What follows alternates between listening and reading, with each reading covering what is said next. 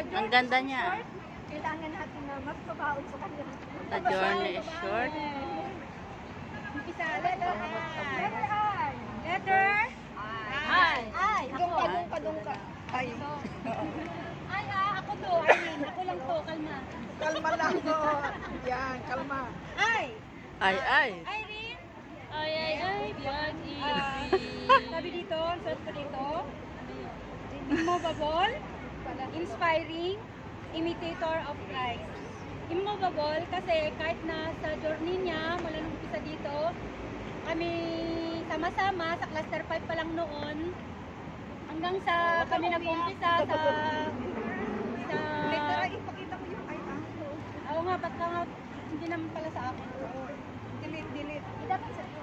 Picture agad. Nakita ko nga yung picture natin nung tayo bagong-bago pa sa cluster 5. Ang payat pa namin noon. Oo. Payat na siya, mas payat ako. Kita lahat ng ano ko dito. Natatawa lang ako. Yun po yung journey namin noon. At alam din po namin lahat ng mga problema na dumaan, pero immovable siya at nagpatuloy.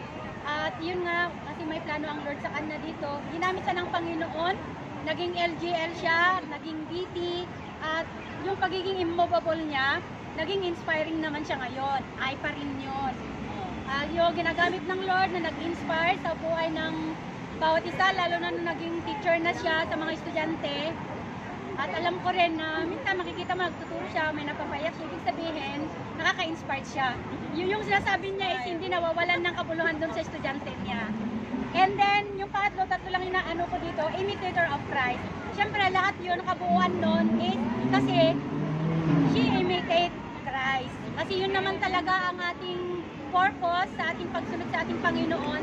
Dahil ang Diyos po natin ay buhay, dapat tayo magiging Christ-like character. No? Dapat makita sa atin. At alam ko, yun pa rin ang gagawin mo. Yung mga natutunan mo dito when you are here, dadalhin mo sa Pilipinas. Kung hindi ka man nababalik, kung babalik ka, well and good. We are here. At yun lang po, alam mo. Walang iyakan? Walang iyakan, bawal iyakan. O, letter I. Hawakan mo, awak ka na malis. Dali. Tawan-tawan. Ay, baliktad. Dito ko. Ah! Ka muna dyan. Alis muna baba. Inay ko to, inay. Pag nabuo, Kasi baka makarating tayo dun. Siya yung inay ko. Sa klasa 5. hayaan mo siyang magsalita. R! R! Tissue. R!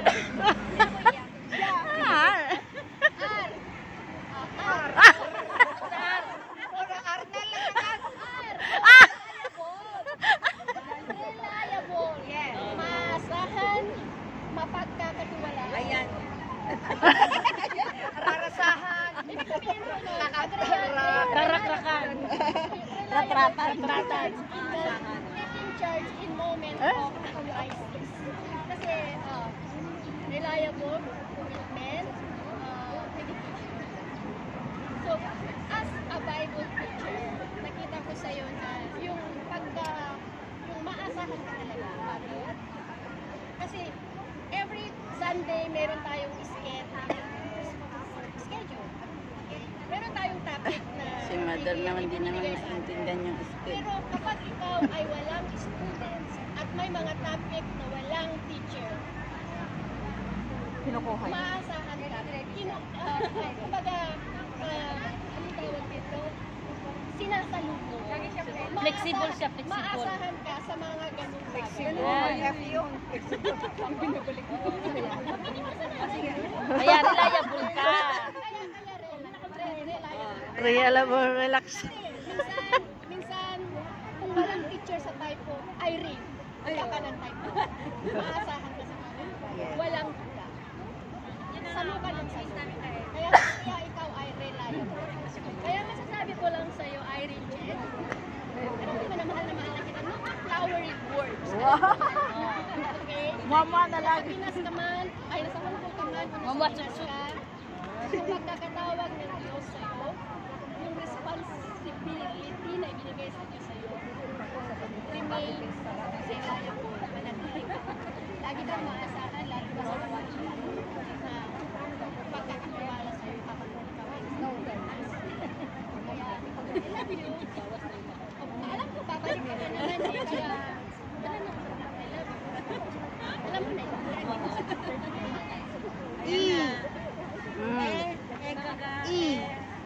Eh. Para matapos na ako na. Ako na ay. Ikay. Hindi na ko yan. Dami ingot. Ingat. Ingat. Ingot. Ingat. Selcam. Eh. Hindi, emotional. Wash up pa emotional. Exceptional. Ano yan? Madrama to sa buhay. Di alata. Hindi nyo lang alam. Hindi nyo lang alam. Emotional siya, madrama siya sa buhay. But you can see the strength in her. Inside. Nandun yung strength niya inside. Pero sa outside, pag gusto niya umiyak, naiyak siya. Pag gusto niya tumawa, natatawa siya. Pag gusto niya nagiging hysterical siya. Baliw-baliw. Nagiging Baliw-baliwan hysterical ba? siya. So, pero, makikita mo yung lakas niya. Nasa sa kanya. So, hindi ito sinasadya. Pinigay, ngayon lang ba? Sabi dito sa Genesis 28:15, Behold, I am with you and will keep you wherever you go and will bring you back to this land. Back to Hong Kong. Bakit tawa? Back to For I Hong will Kong. not leave you, until I have done what I have promised you. Amen. Genesis 28:15. 28. Parang gusto niya Next. Talaga. na ba? Ayun. Sa totoo lang, nahirapan ako hanapin si Uy. Tapos, ang naisip ko talaga, I used to be noisy. Pagdating ako sa education, just ko may noisy pa pala sa akin. Sabi ko, may noisy pa pala sa akin. She is noisy? Yes, she is noble. Kasi, yes, dapat pag may negative, may positive. Pag sinabi po natin noble, marami po nakapaloob sa salitang noble. Nandoon po yung, nawala yung notes ko ba? May notes pa talaga. Notes yan. Teacher talaga, teacher. Yung noble, ibig sabihin, siya po ay hardworking, siya po ay kind, selfless, siya po ay compassionate, trustworthy, dependable, and ang dami ng noble, ha? Kalma. At sa Bible, pag sinabi po natin noble, wala po minsan lagis na mapasok sa isip natin kundi si Proverbs 31 woman. Pero marami po sa Bible ang noble. Si Rachel, si Ruth, si Esther, sila po.